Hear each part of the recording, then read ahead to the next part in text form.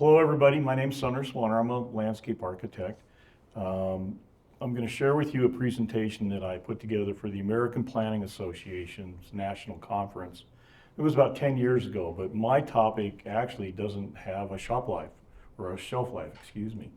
I started working on my methodologies and my approach almost 30 years ago, and I've slowly refined it, and over the years been hired to do various things for various communities from Coeur d'Alene, Idaho to Springdale. Springdale's a former client of mine. And for the most part, what I've focused on in my interactions with communities is open space preservation, which harkens back to my connection to the Swaner Nature Preserve up in western Summit County, Utah. Some of you might be familiar with that. That's a $40 million piece of real estate that our nonprofit gave to Utah State University about 10 years ago.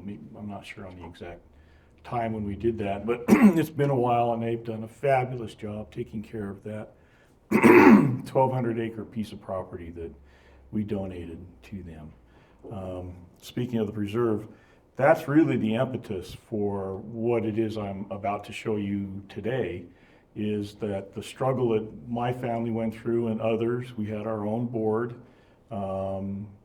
the county and the city, which was Park City, nobody was interested in what we were proposing, none. In fact, we took it to the county commissioners and they had the deer in the headlights look, and I'll never forget it. They did that in front of my mom and my brother and my sister, and they just couldn't believe what we were saying. That we wanted to take that beautiful meadow out there where we have all those black Angus cows and not build stuff on it. Now, how in the heck does a rational person come up with that? So, not that I'm going to answer that question today, but the presentation has a lot of statistical kinds of things in it. So I'm going to jump over things, and I don't want to sound elusive, but I'm just lazy. I don't want to try and explain everything statistically. Another good thing about today is we've got a small group, and just please interrupt me with your questions as we go along. We've got a lot of material to unpack. This will only be the very first time we're having this conversation. The reason that my practice of late has been as a nonprofit was because I needed to bring a lot of things to the communities that I was working with, one of which was money. Because Americans chronically underfund what it is they need to do with open space. And Americans almost instantly leap to the fact, we gotta buy it, right? You can't do it any other way. Well, I beg to differ, because there are ways to leverage what a community's open space needs are against real estate development. And what you're gonna see here is a melding of both real estate development and open space preservation. So I'm a firm believer in both. I'm a real estate developer. Developed nearly 1 million square feet of commercial in western Summit County, and probably over 1,000 single family and multifamily residential units. So, I've been doing the real estate development thing for almost as long as I've been as a landscape architect. So I know both sides of that equation, and I combine that oftentimes with my upbringing, working on ranches that my dad owned both in Salt Lake Valley and in western Summit County. So I worked on ranches and did real estate development. And then one last little thing, I actually wanted to be a biologist for years and years and years. So I was up at Utah State for a long time, and I won't tell you how long. I was up there for a long time. And, I worked for the state of Utah as an aquatic and a terrestrial ecologist, and did that for 3 seasons while I was a student. So I have that scientific background. I'm formally trained as a landscape architect and environmental planner, do real estate development. So I bring a set of skills to this conversation that are pretty unusual. So with that, Wendy, I'm gonna figure out, can everybody see? Wendy, I might be better off because we're broadcasting just to kind of camp out right here. Sure. Okay. Yeah. So we missed the first one, but that's okay. So, no, that's okay. Judith, go ahead. So, audience, one of the things that we want to do in a typical type of a project that I work on, which we're not suggesting any projects at this point, we're just suggesting a methodology, is we determine the opinions and feelings of Americans regarding their connection to open space in their residential communities. So that's one thing that I do when I get into a community is, that's one of the goals. I also try to determine, establish the psychological connection to open space, which is often very, very underrepresented when it comes to these kinds of things, because we have these emotive connections to open space that we don't quite understand. We don't talk about it when we're in the grocery stores. It's not always on our mind, but yet when I get people into a workshop, whew, boy, they just go right to this topic like it's been sitting there waiting for years to be discussed.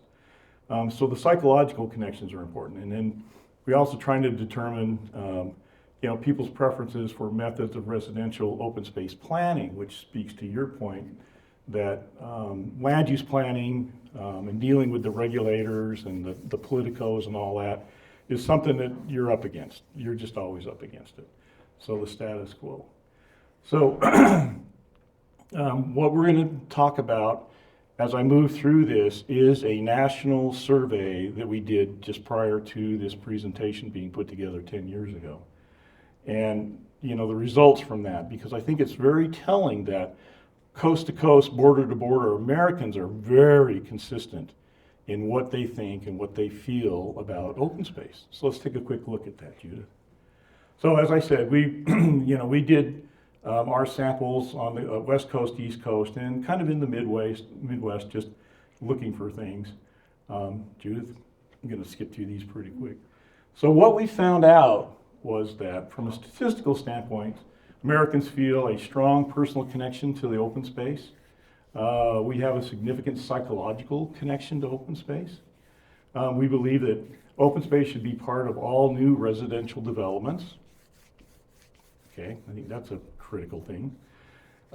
We favor requiring developments to include a significant amount of open space, not just what's left over because the developer couldn't figure out what to do with it, or what's left over after the planners couldn't figure out what to do with it, because they weren't, either party, required to look any further.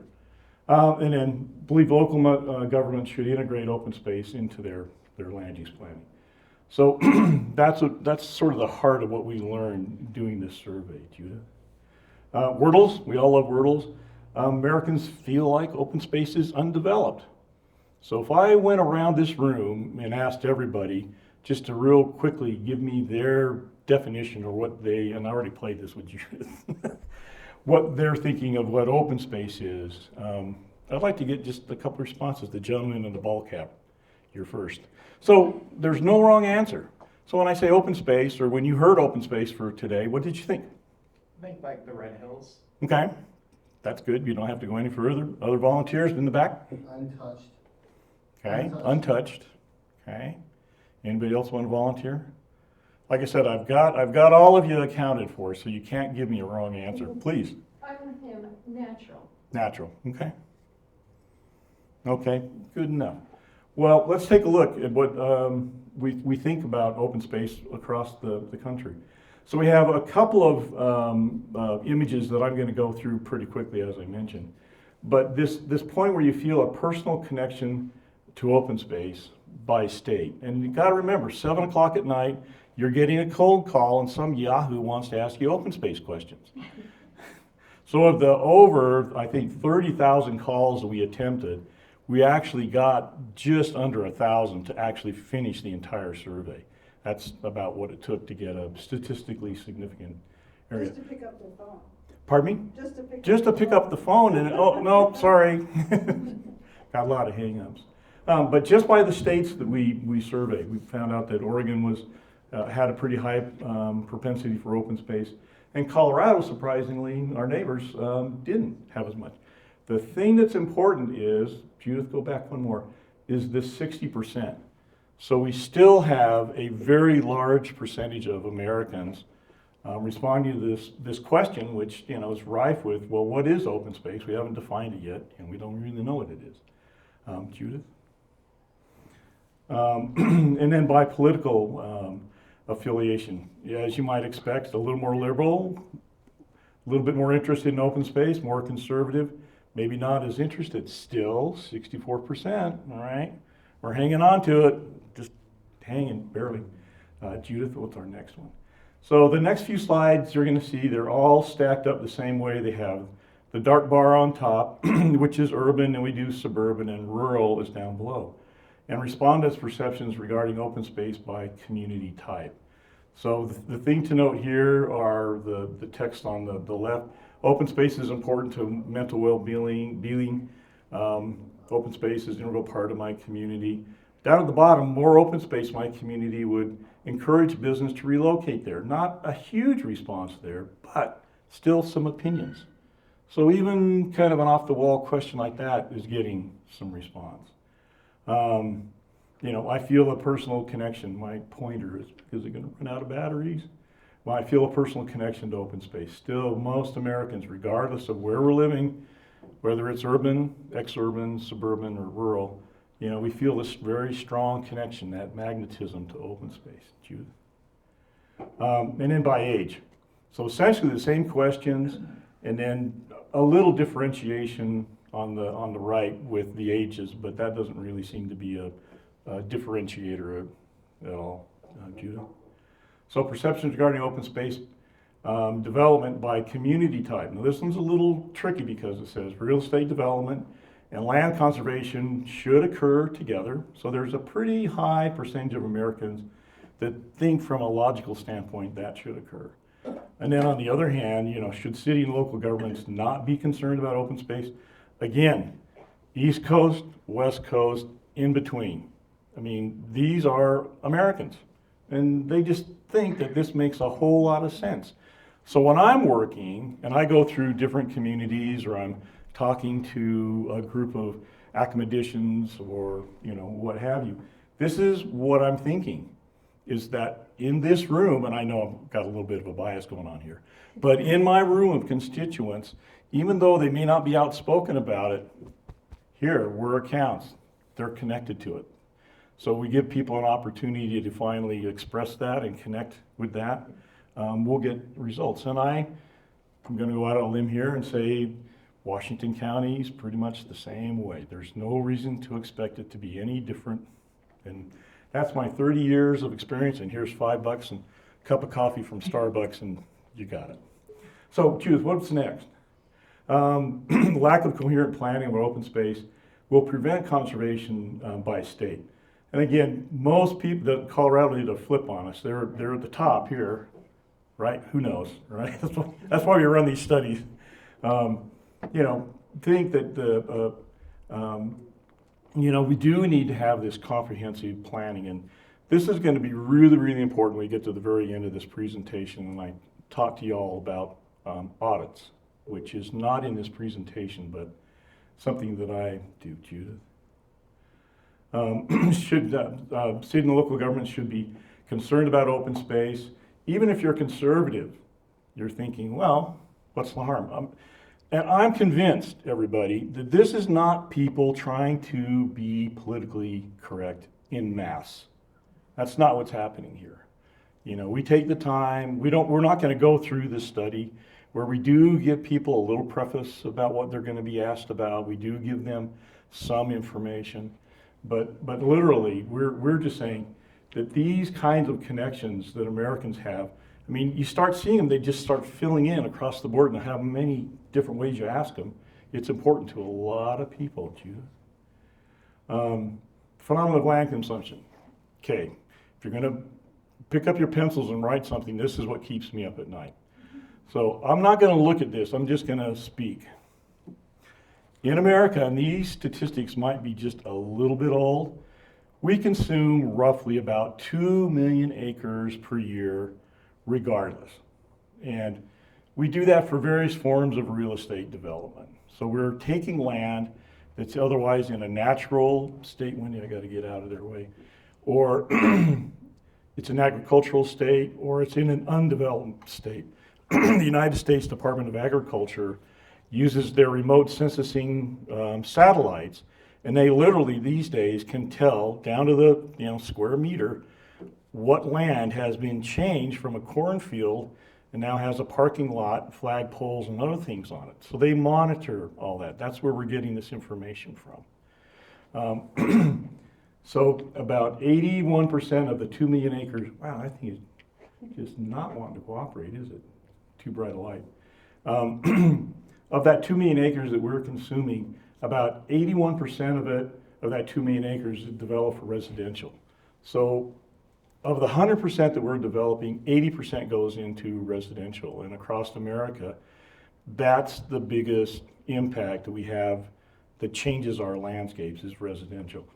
Everything else, commercial, liturgical, industrial, you name it, makes up the rest. And we'll see later, 50% of Americans think that 50% or more of a project's land mass should be in open space. So I know it's late. What I'm saying is, of that, what do we have? 1.6 million, 50% of it, or 800,000 acres a year.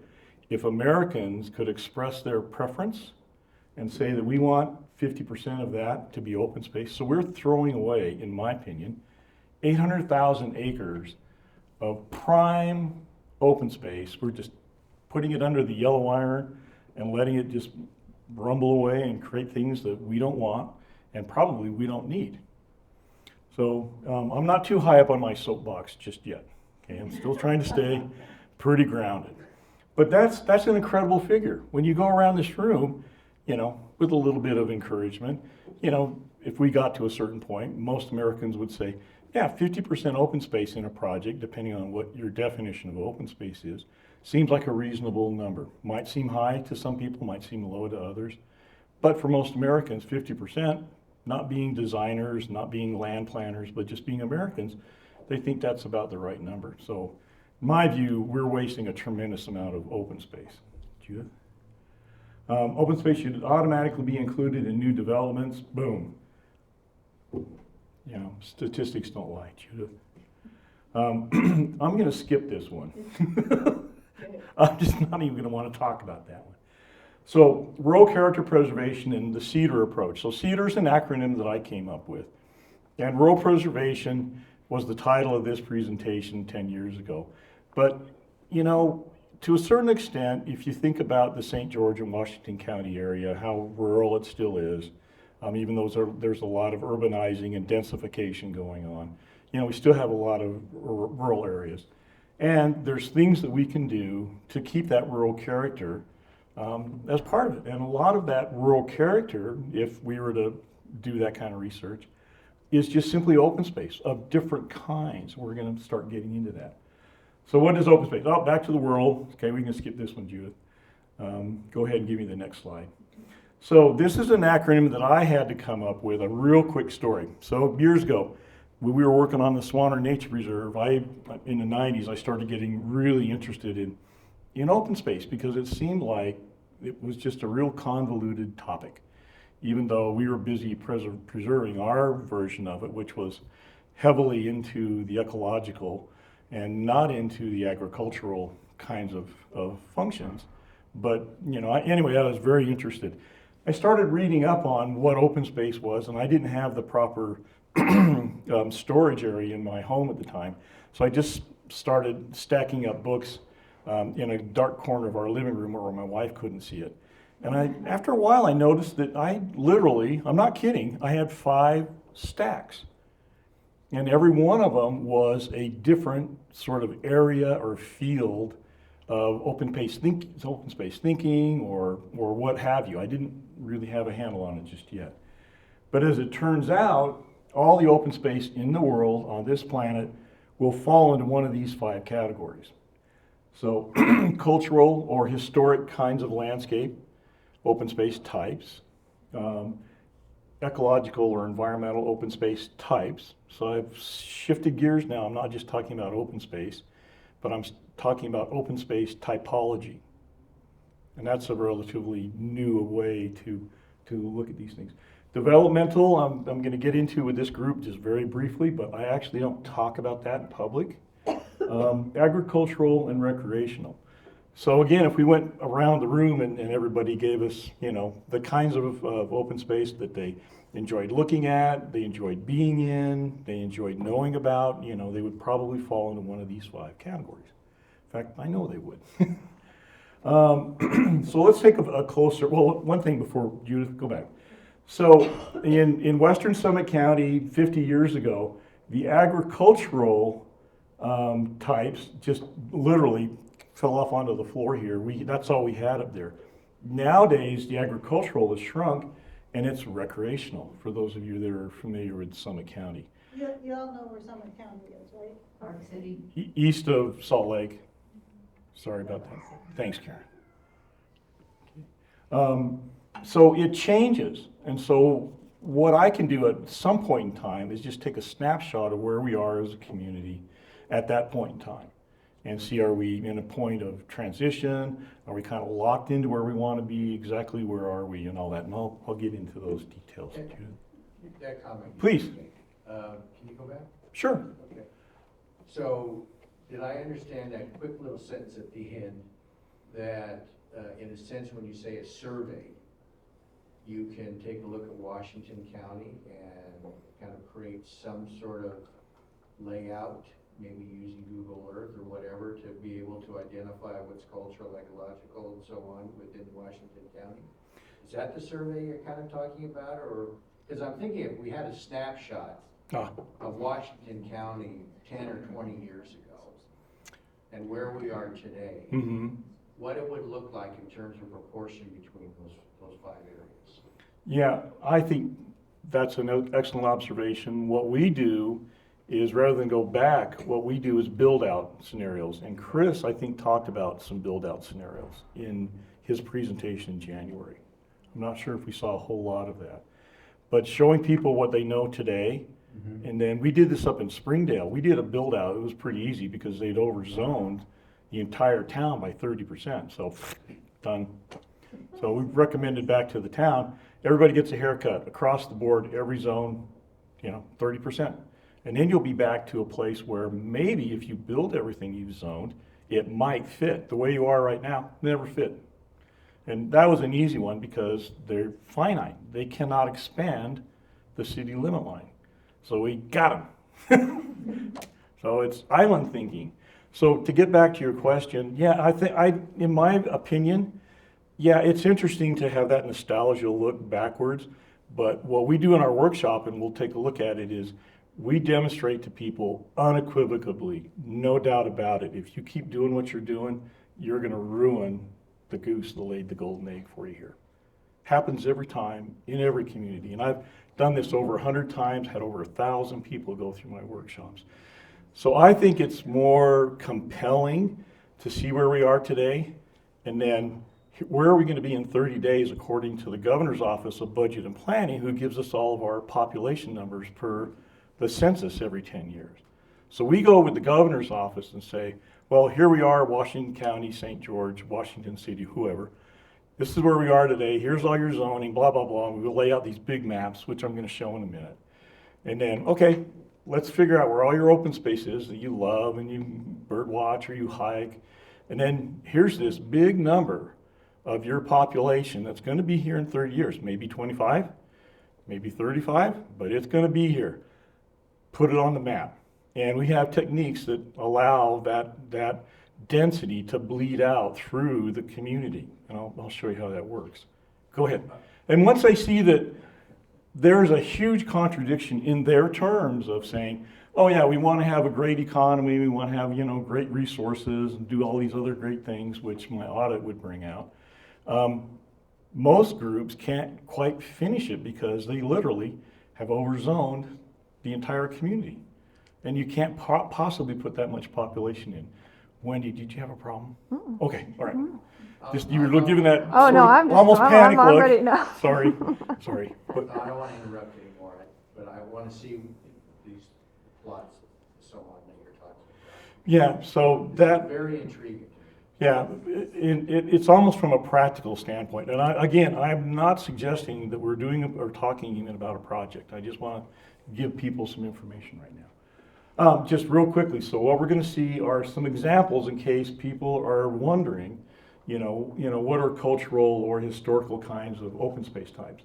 So, this is an historical building, according to some people. It may not be anything more than a salt box with a lean-to on it. A nice little plaza a little interpretive area. They can be anything. The other thing to keep in mind is open space types can cross over. You can have the same open space types. You might think this is a recreation trail right through here, but it's got these interpretive elements. So is it both? Yeah, why not? Doesn't hurt to be both. Go ahead. And the same with ecology, slope, water quality, wildlife. I mean, whatever list. And every list is specific to a community, and how we develop those lists, to try and add a little more detail to what you're wondering, is part of this workshop process. This is the large power line area along the Jordan River in Salt Lake County. So between the Great Salt Lake and Utah Lake down there, nobody wants to build because it's floodplain, but let's put recreation in there. The reason it falls into the developmental category is it is an area where we've already developed, we put in easements, and it's this connective tissue. So I usually do this with the civil engineers in the community. I find that the general public just doesn't have anything, and you're keeping track of my time? It's 4:37. Okay. So how much time have I got left? 25. Okay.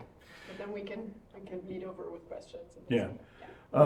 So anyway, I go over those easements and everything with the civil engineers because they know where it is, and they know, oh yeah, our water tank's over there, and but here's the city.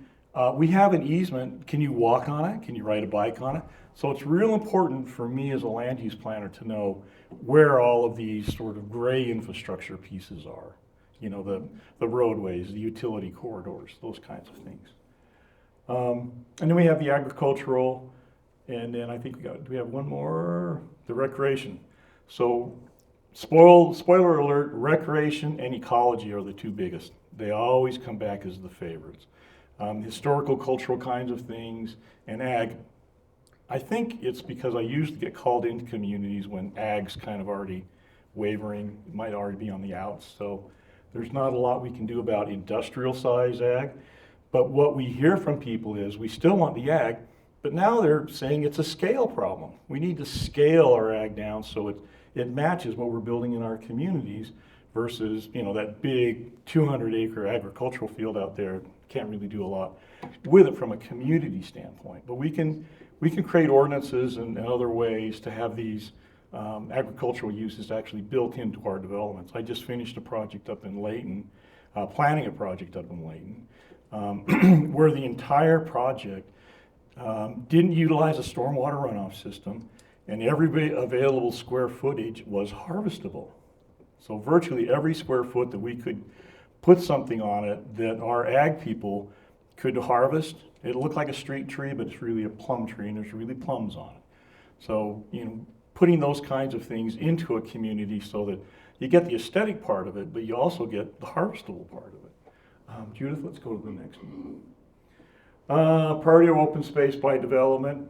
So this is open space typology, recreation, ecological, cultural, or what have you. Again, the thing to really note here is usually the two that pop out that people want integrated into their projects or into their community most is recreation and ecological. So open space typology.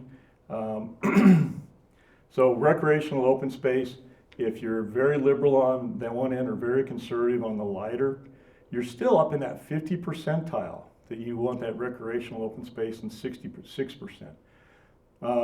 Again, people do want to have these open space elements brought into their projects. They may not know how to do it, but we're willing to show them. Amount of open space that should be required in future residential developments. This one I am going to spend a little bit of time on because it's a little bit tricky. I agree with Americans, and we worded the survey this way that, yeah, every project should get a specific review process, regardless of, what's going on in your community. It should be looked at in terms of its open space, given the other statistical information that we've been putting together here. So that's why it says that we should be looking at these things on a case-by-case basis. What's not in here is the fact that no matter how we do the case-by-case review, there always has to be the public policy that preceded that. And that's where the 50% open space or whatever percentage a community wants, is embedded into their policies, before it gets to a design process. So certainly by the time we get to a public hearing, it's a case-by-case basis. I think Americans might have thought, oh, are we going to design every project on a case-by-case basis and then approve it? No, that's not what we're talking about here. What we want to do is approve every project that's being proposed, and make sure that the policies that preceded it, that the property's been subjugated to, are being followed. So whatever they are. But again, we want to see that there are these large areas of open space in a project, and not just these little incremental things that are left over. Judith, let's go to the next one. So when I'm doing a public, and so now I have to digress into a public visioning process. But again, we're just doing this for educational purposes so that you all see how my methodology works, because the end will justify the means. So when I'm working with mayors, city councils, all of which I try and get their buy-in on what I'm doing long before a contract's signed. And I've missed this a couple of times. I've gotten into projects where all of a sudden screech halt, for whatever reason. But most of the time, I try and make sure that the political people know what it is that the results are going to be, because they're very predictive. And even then, they'll say, yeah, we want to do it. Occasionally, it gets to be kind of a tough-o. So the two things that we tell the political people, we identify the areas for conservation and for real estate development. And then we use the public workshop format to do that, Judith. So this is actually Heber City, so Wasatch County. I don't know if people know where that is, doesn't really matter. What I'm trying to show here are the graphical parts of it. When we get done with our work, we basically render open space down to two different types, absolute and relative, or primary and secondary. So what happens in the workshops is that we see people really, really desirous to preserve this area. And then there's other areas where, maybe the sentimentality, and this will be a little bit clearer shortly, maybe the sentimentality is, well, yeah, that is kind of a place in our community that we want to be careful of. And then the third category is, we don't care what you do over there, just go ahead and do it. So we get that spectrum. So trying to identify those areas when we do these workshops, that's one of our main goals. In this particular project, we are concerned with identifying those two types of open spaces, and then some trails. Sometimes we get to do trails, sometimes we don't. Judith? Oh, this one doesn't work, I'll bet. Remember, we tried to get it to work? Yeah. I just don't think it works. No. So regardless of how this looks, it's not 1950. Okay? These folks are from Utah County, and it wasn't that long ago. And this is Alex from Envision Utah. He was there as one of our facilitators. There's a cedar board in the back, so it can't be more than 30 years ago, right? And what they're doing is they're just working off of aerial photographs. And they're going through a process that we help them with. We facilitate it, but it's basically all done by the participants. Next. So we do visioning for conservation, we do visioning for growth also. Just an image that we show people saying, it's okay to pick up a marker or a crayon or whatever you want, because people are very reluctant. Oh gosh, then I've done something forever and my neighbors are going to hate me. So we have to get over that. So part of what we do through this educational process is say, we're going to put together some very, very simple graphics that by the end of the day, when you're done and I have to roll up the maps and go back to my office and do my thing, I'll know what we were talking about. So that's all this is. And then we label them to make sure that, the various things are clearly understood. Judith? So we connect the open space. We actually have them draw lines to try and connect it, just conceptually, even though they may not be able to. The roads are in the way or something else is in the way. But, what we're seeing here in Mapleton, which is in Utah County, is Mapleton wants to connect this really lush agricultural area, which they actually have built around. They built a donut around this thing. But they want to preserve that, and I actually can't give you an answer. I don't know how well they've done with preserving that. But they want to see it connected to some foothills and to this canal, and they want to see it linked up. And it's just very basic fodder that I get to give to people like Susan in the back or any other land use planner and say, hey, this is what your constituents told me. We have the hard part of trying to figure out how to do it. But we know your constituents want to do something like this. Judith? Oh, so this is a real map. This is from Santaquin, which again, down in Utah County. And I-15, I think, is coming along through here and then back down. I'll just kind of skip right to it. So this is a classic workshop map where the first thing the constituents have to do, all the stakeholders have to identify all the open spaces. So in Santaquin, these green squiggly marks are their orchards. And unlike a number of their neighbors, they want to protect them before the yellow iron shows up and tears them all to pieces. So they identified them. And that was the first thing they did. Then the second thing they did is you'll take a look at these little areas. Those are actually paper chips that have been glued down onto this. Unfortunately, in this workshop, we had to use line drawings. We couldn't use aerial photographs. But they actually glue those right down to the paper.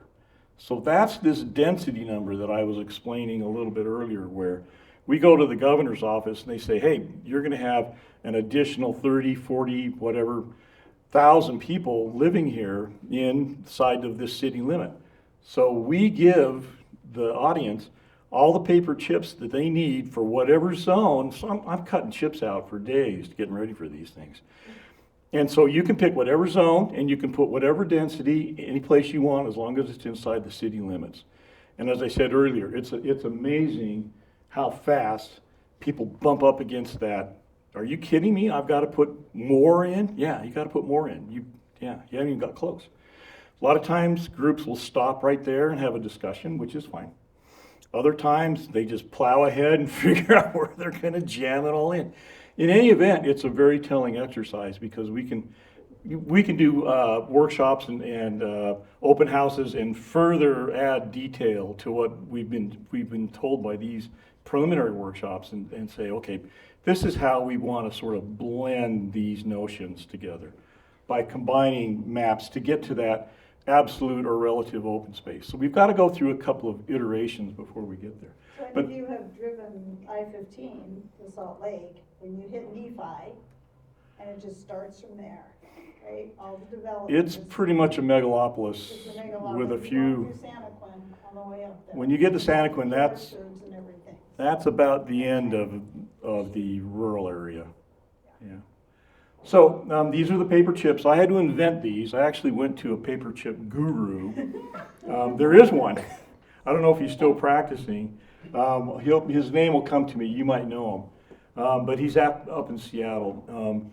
But he actually invented the chip. What I had to do, because I was doing these particular projects with Envision Utah, is I had to verify with Envision that what I was doing was going to work.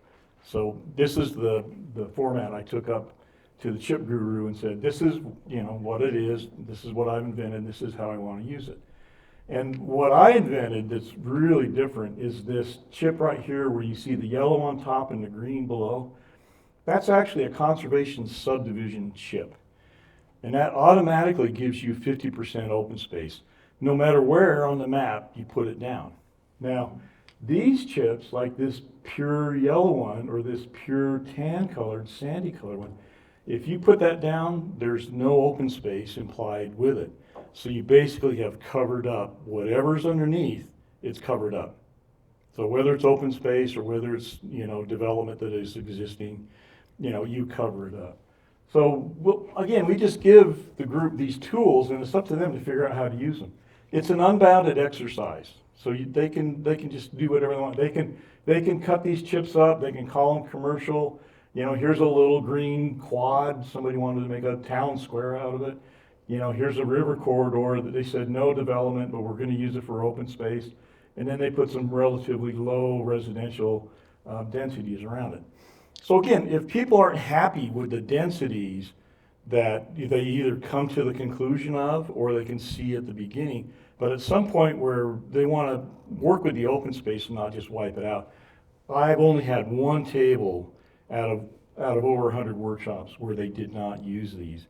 And was actually, that table was run by the head planner of that town.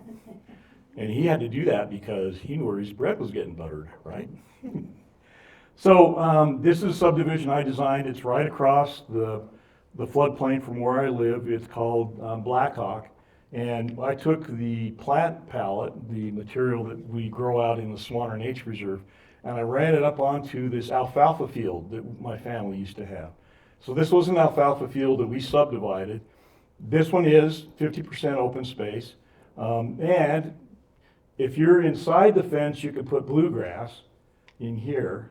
But if you're outside of the fence, it has to be this native plant material. So the bulk of this project not only doesn't require any irrigation, it's just all native. So yeah, and kids play around in this stuff and they throw frisbees, and it's called what? Weeds? No, weeds. My definition of weed is a plant in the wrong place. So these are clearly not weeds. My point is, kids love running around in this stuff regardless of their allergy levels. Oh, Judith. So we're almost done. We're almost done. So back to this same map again. It probably should make a little more sense.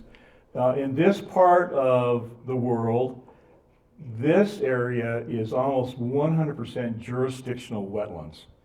And even though you'll see some light green in here, these little islands, if you try to do development out there, the water table is so incredibly high that there's no basements. And the people in Heber City are trying to do everything they can to stop development from happening out here. Unfortunately, they're not doing a very good job from a political standpoint. So I'm pretty sure it's going to get developed. They are just too nice to their neighbors, I guess. Judith, what have we got left? Okay, so how we, when we're doing these workshops, a simple map just brings visual clarity and helps the city articulate their overall conservation goals.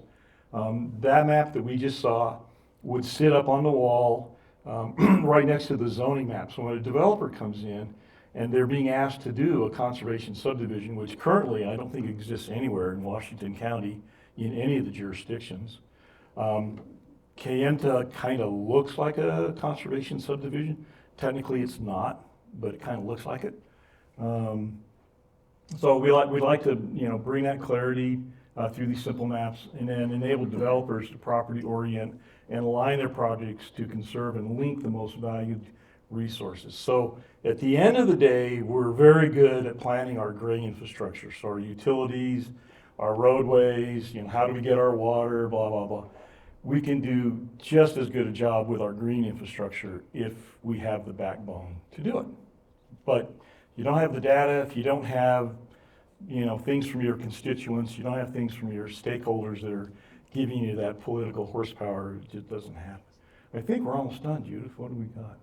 Oh, this is the real dicey stuff. Again, this is an area where I go straight to this when I'm talking to the mayor or the city council person. So when we're done with your particular open space, we will have identified a significant portion of your community where potentially 50% of the open space will be required inside of a development. A permanent feature of the open space, so conservation easements over the open space, which is not what happens out in Kayenta, by the way. Terry didn't put any conservation easements on any of that property, which is fine. Still love the guy. They might not be official, I live in Kansas. Okay. They might not be official easements, but there are trails and sort of set-asides, like Terry's reckoning. They may not be logged anywhere. Well, but where our houses are, we've got a gully, and he was wise enough not to plat those. And that's where people walk. Yeah, you're exactly right. I agree. It's what's the word? De facto. Yeah, I can live with that. Yeah, because there are many other features of a conservation subdivision. De facto easement. Yeah, there's a lot of features out in Kanta that are very conservation subdivision-like. They're Martin-esque easements. I think. Martin, and you know, Terry started all that before Randall Arendt, who coined conservation subdivision in 1994. You know, he was ahead, Way ahead. Terry was ahead by 2 or 3 years, so, Sure. but his concepts are rock solid. So, what we're going for is this permanent feature. We're looking to create a network, so that's very important. Most political people are not thinking that way. Accessible to residents, so 80% of all dwelling units, every subdivision that goes in a conservation community, 80% of those dwelling units are contiguous with that open space. Every project that I personally design, 100% of those dwelling units are contiguous with that 50% open space. It's not that tough to do. It's just a design technique. So quality open spaces, this is where we get the stuff that we want, not the leftovers that the developer can't figure out. And then it's very inclusive. So we take this, our green infrastructure belongs to everybody approach. Now, there's places in every conservation subdivision where you don't want the public. I'm not saying that the public has access to every, square inch in every project, no. But if there's supposed to be a commuter bike trail on this particular project, we know how to design it, we know where to put it, we know how to put in the environmental safeguards so that it doesn't conflict with the people that are living there. Judith, are we almost out? I think so. Okay. But you So can these wrap are up. just some of our implementation tools. Conservation subdivisions I've talked about just enough to wet your whistle. Conservation easements, so TDRs and PDRs, absolutely. Most of the enabling legislation to do these things already exists in the state of Utah. In fact, all of it does. But if we have to use a density bonus program, we will. Not my favorite thing. I hate pulling, density out of thin air. It's just not the way to do it. But sometimes that's the only way we can do. Endowments, so that if we actually do get a developer that's doing the right thing, we nick them a little bit to spin off some money that, goes to either helping us maintain other open spaces or perhaps even go to buying open spaces that we may need. So just asking for the endowment at a reasonable level.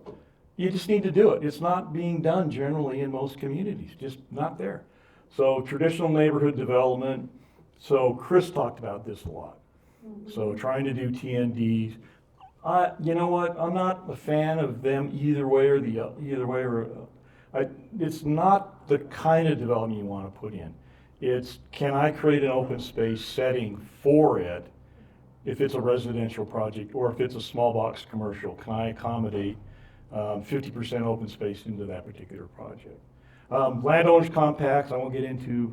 Limited development scenarios, and then conservancy lots. Got to remember, a lot of what we just saw, I take 16 weeks to teach my students all about. And you just got unloaded on. So one last one, I think. So two last ones. So kind of a takeaway. We have these raw, sort of undefined open spaces that we maybe talk about loosely in meetings with politicians, with planners, with others. But if we're using the term open space, you gotta remember, you could be talking almost about any one of these open space types if you're not being very specific. I'm a little facetious. Most of the time we have a pretty good idea of what we're talking about. But I can tell you when it comes to a policy standpoint, if you don't have this kind of specificity in what you're talking about, you're not going to get the kind of open spaces that you want. And again, I apologize for not having time to get into the detail. So essentially what we're doing is we're going through and analyzing the open space types that are in a community. We run it through this filter of CEDAR, and then we come up with some pretty simple maps that just show us where these are. And then we overlay to create a composite. And that's what gives us these simple maps that says, okay, the foothills are going to be these viewshed areas, so they're kind of cultural, historical places. These flat areas, the agricultural areas are kind of going by the way, but we want to see them preserved as open space. But the soil conditions and the water rights and everything that are there really make that a very conducive area for agricultural types of projects. So on and so forth. So we just get a very clear idea of of what we're doing, and we get to the composite map, I think. So this is the one for Oakley, which again is east of Park City, and just a really, really simple map with some clarifying graphics. So we have a graphical key. And then over here, which we can't read, and I tried to blow it up, but it just turned to gibberish. And, you know, this is just a graphical page, but we have all of these things embedded in both their general plan, we have them embedded in their subdivision ordinances, and then if they have development standards, we try and put them in there also, so that no matter where the developer or his team looks, you know, he's gonna see that this is something that he's going to have to contend with and figure out how to build into his project. And then we, you know, supply all the design guidelines and things that they need to do that work. We just don't have time to get into it now. I'm done. Yeah. So that's a lot to unpack. Thank you all. And again, this was just, in my view, starting this open space conversation that probably needs to happen in earnest in this part of our state.